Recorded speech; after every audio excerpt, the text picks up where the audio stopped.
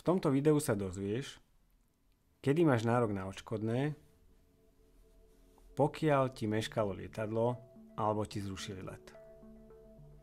V prvom rade je dôležité samotné meškanie a rátanie si tohto meškania alebo správne rátanie tohto meškania.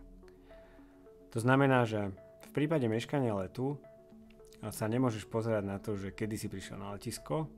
To je síce pekné, tam naozaj musíš byť v určitý čas a za určitých okolností, ale nie je to faktor, ktorý sa podieľa na výpočte meškania. Rovnako sa meškanie letu neodvíja od plánovaného odletu. To znamená, že kedy si mal odletieť a kedy si naozaj odletel. Znova ide o parameter, ktorý síce teba deprimuje, lebo ten zážitok a vôbec tie vedomosti, že kedy si naozaj mal letieť a budeš letieť, nie je úplne pozitívny práve vďaka tomuto, že to meškanie sa zväčšuje, ale dôležité je, keď sa vrátime späť, aby si všímal, kedy priletíš versus kedy si priletiť mal. To znamená, dôležitý je prílet, plánovaný versus ten skutočný.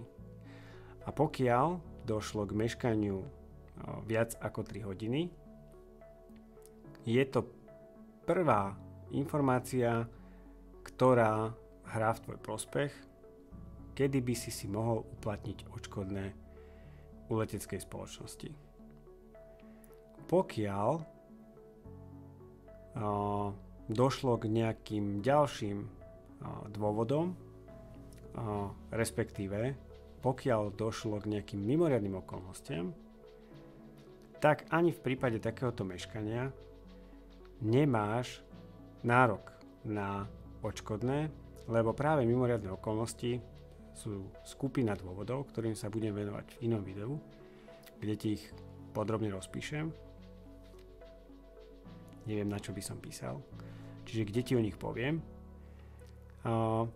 A pokiaľ ide o takúto mimoriadnu okolnosť, tak nárok na odškodné nemáš. 2 minúty.